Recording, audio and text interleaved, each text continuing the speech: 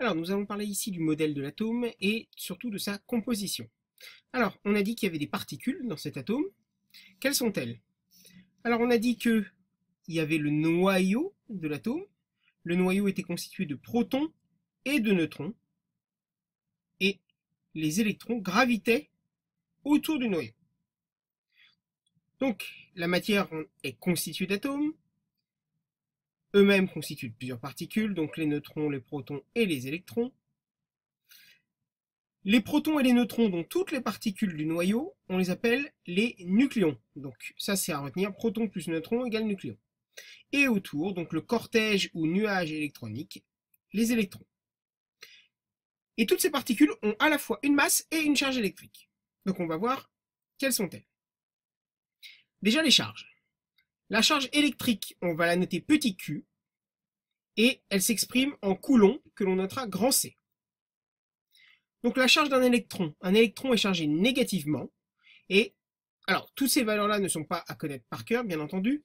Moins 1,6 fois 10 puissance moins 19 coulombs, donc c'est la charge d'un électron, et c'est négatif. Et il s'agit de ce qu'on appelle la plus petite charge que peut porter une particule. On appelle ça la charge élémentaire. Donc la charge élémentaire, elle est notée petit e, et comme celle-ci est négative pour l'électron, ce sera moins petit e, donc moins 1,6 10 puissance moins 19 coulombs. A l'inverse, la charge d'un proton, un proton est positif et il est de charge opposée à celui d'un électron. Donc ce sera plus petit e, ce sera plus 1,6 10 puissance moins 19. Donc à retenir, l'électron est négatif, le proton est positif et ils sont donc de charge électrique opposée. Et petit e, donc, est ce qu'on appelle la charge élémentaire, 1,6 10 puissance moins 19 coulombs, positive dans le cas du proton et négative dans le cas de l'électron. Donc on a bien sûr Qp égale moins Qe. Par contre, le neutron, d'où son nom, est une particule neutre. Donc sa charge sera de 0 coulomb. Un atome est électriquement neutre. Toujours.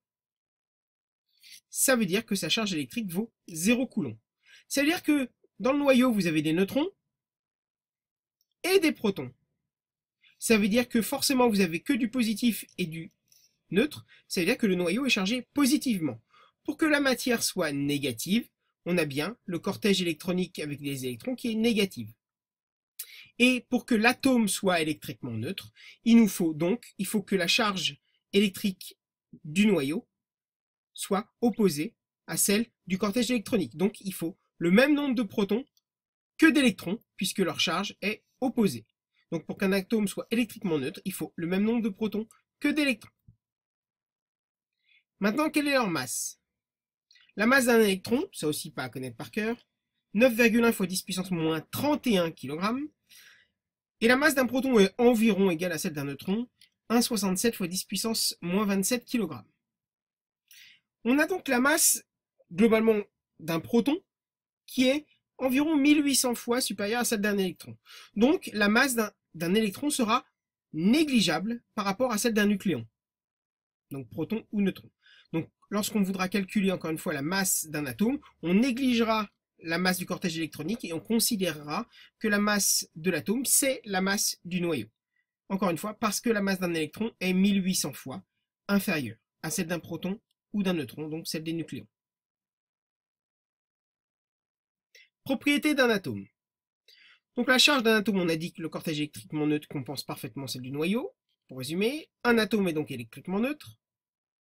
Et sa dimension. Donc on avait vu que l'univers avait une structure lacunaire, c'est-à-dire que était constitué en très très grande majorité de vide. Et bien l'atome c'est pareil. On a le diamètre d'un atome qui est de l'ordre de 10 puissance moins 10 mètres, alors que son noyau est de 10 puissance moins 15 mètres. Donc il y a un facteur 10 puissance 5, donc 100 000 entre les deux. Donc le noyau est 100 000 fois plus petit que celui de l'atome. Entre les deux, il y a quoi? Eh bien rien, du vide. L'atome a donc une structure lacunaire, tout comme l'univers.